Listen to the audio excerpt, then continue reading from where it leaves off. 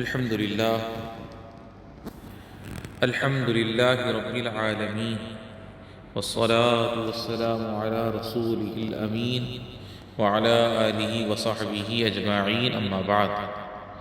آج ہمارے درس کا موضوع ہے اللہ کے ساتھ اچھا گمان رکھنا۔ نمازی بھائیوں، اللہ کے لیے آپس میں محبت کرنے والے بھائیوں، آج کی ہماری گفتگو مومنوں کی ایک بڑی صفت کے بارے میں ہے جس کے پائے جانے سے عبادت اچھی ہوتی ہے اور سعادت نصیب ہوتی ہے، اور اس کے کم ہونے یا چلے جانے سے بدبختی ملتی ہے اور خسارہ ہوتا ہے۔ جان لیجئے کہ یہ صفت اللہ تعالیٰ کے ساتھ اچھا گمان رکھنا ہے۔ حضرت ابو ہریرہ رضی اللہ عنہ سے مروی ہے، وہ اللہ کے رسول صلی اللہ علیہ وسلم سے روایت کرتے ہیں کہ آپ صلی اللہ علیہ وسلم نے فرمایا، ان اللہ یقول انا عند ظن عبدی بی، ان ظن خیرا فلہ وان ظن شرا فلہ۔ یعنی اللہ عز و جل فرما رہا ہے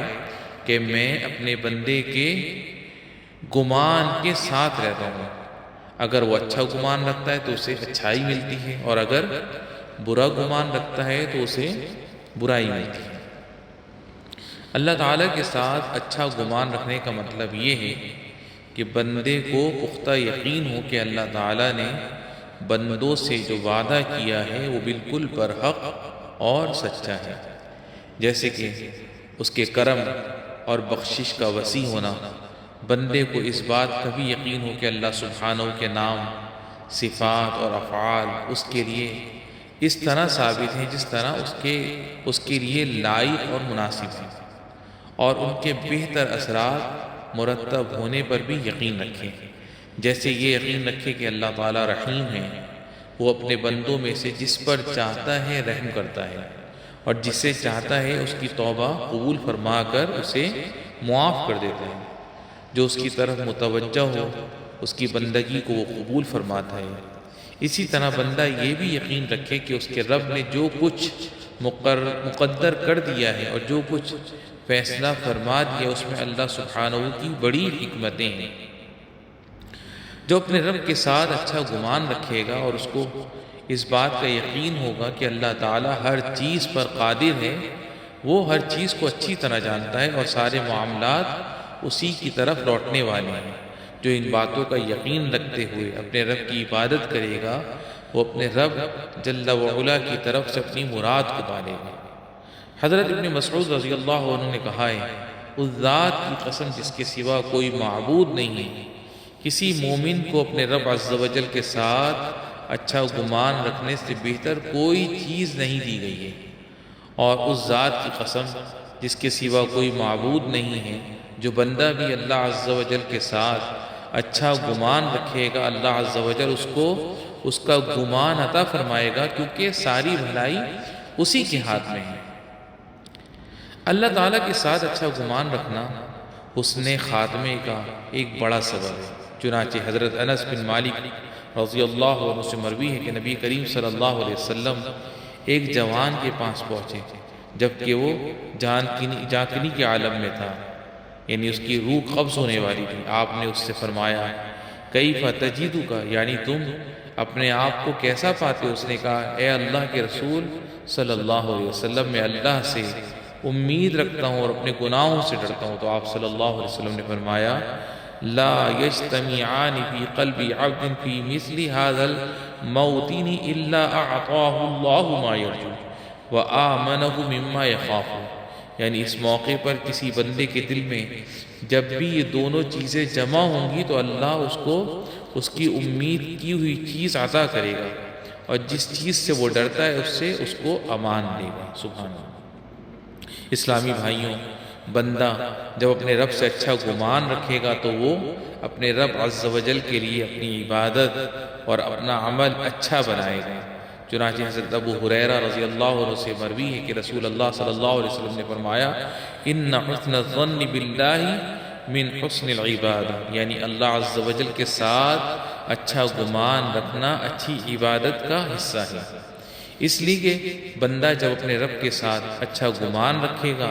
کہ کہ وہ اسے اس کے اعمال کا ثواب اور اچھا بدلہ دے گا اور ان کو قبول فرمائے گا تو وہ اچھے اعمال کرے گا۔ اگر بندے کا گمان اچھا ہے تو عمل بھی اچھا ہوگا، ورنہ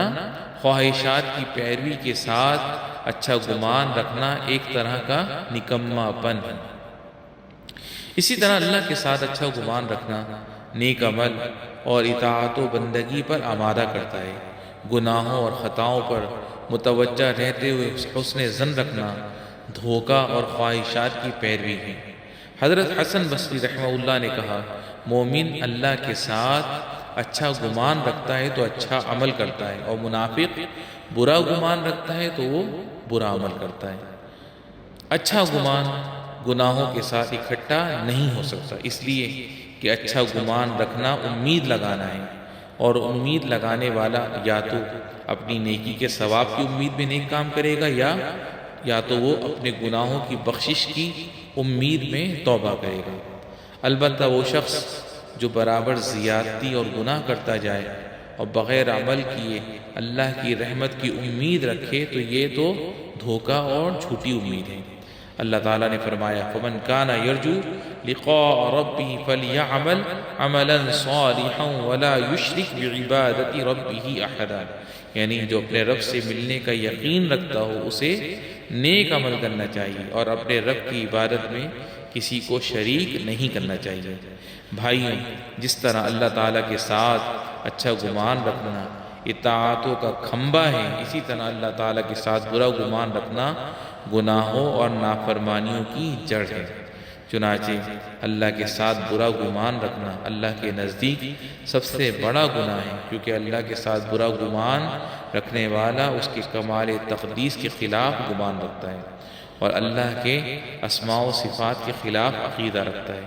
اللہ تعالیٰ نے مجرمین کے بارے میں فرمایا، وَلَٰكِن ظَنَنْتُمْ أَنَّ اللَّهَ لَا يَعْلَمُ كَثِيرًا مِّمَّا تَعْمَلُونَ وَذَٰلِكُمْ ظَنُّكُمُ الَّذِي ظَنَنْتُمْ بِرَبِّكُمْ أَرْدَاكُمْ فَأَصْبَحْتُمْ مِنَ الْخَاسِرِينَ۔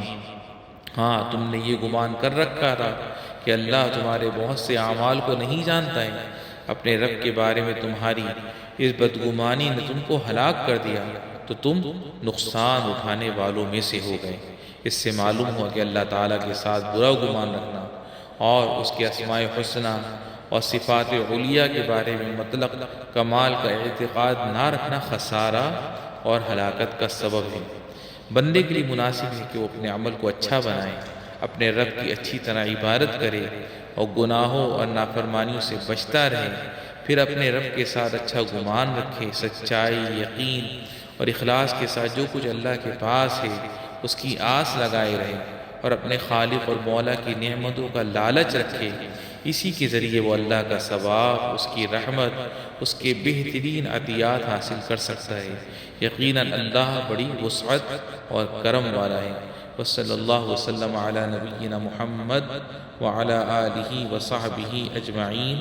والحمد للہ رب العالمین۔